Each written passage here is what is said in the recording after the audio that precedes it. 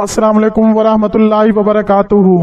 एक गांव में गरीब नाई रहा करता था जो एक दरख्त के नीचे कुर्सी लगा के लोगों की हजामत करता। मुश्किल से गुजर बसर हो रही थी। इसके पास रहने को न घर था, न बीवी थी और न ही बच्चे थे।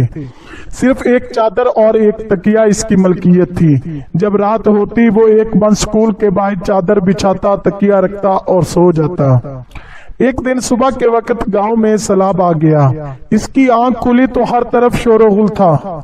वो उठा और स्कूल के साथ बनी टैंकी पर चढ़ा, चादर बिछाई, दीवार के साथ तकिया लगाया और लेटकर लोगों को देखने लगा। लोग अपना सामान, घर की कीमती अशिया लेकर भाग रहे थे। कोई नकदी लेकर भाग रहा है, कोई जेवर, कोई बकरियां, तो कोई कुछ कीमती अशिया लेकर भाग रहे हैं। इसी दौरान एक शख्स भागता आ रहा था। इसने सोने के जेवर, पैसे और कपड़े उठा रखे थे। जब वो शख्स इस नाई के पास से गुजरा और इसे सुकून से लेटे हुए देखा तो गुस्से से बोला, साडी हर चीज उजड़ गई, साडी जान ते बनी है, तू इतने सुकून ना लम्मा पिया हुए है। ये सुनकर नाई बोला, लाला आज ही गुर्बत दी चस आई है। जब मैंने ये कहानी सुनी तो हंस पड़ा, मगर फिर एक ख्याल आया कि शायद रोज़े महशर का मंजर भी कुछ ऐसा ही होगा। जब तमाम इंसानों का हिसाब लिया जाएगा, एक तरफ गरीबों का हिसाब हो रहा होगा। 2 वक्त की रोटी, कपड़ा, हकूकुल्लाह और हकूकुल इबाद, एक तरफ अमीरों का हिसाब हो रहा होगा।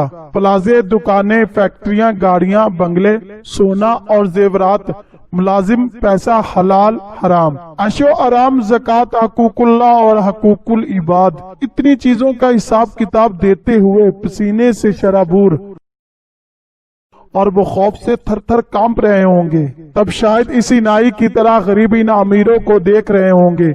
चेहरे पर एक अजीब सा सुकून और शायद दिल ही दिल में कह रहे होंगे, आज ही गुर्बत दी चस आई है। अल्लाह ताला से दुआ है कि हमें हर नेमत का शुक्र अदा करने की तौफीक अता फरमाए और अल्लाह की रजा के मुताबिक इस्तेमाल और तकसीम करने की तौफीक अता फरमाए। आमीन सुम्मा आमीन या रब्बुल आलमीन। दोस्तों, अगर मेरी वीडियो पसंद आई हो तो मेरे चैनल नवाब टीवी को लाइक, शेयर और सब्सक्राइब कर दी। साथ ही बेल आइकॉन को प्रेस कर दें ताकि मेरी हर आने वाली वीडियो आप तक आसानी से पहुंच सके। शुक्रिया।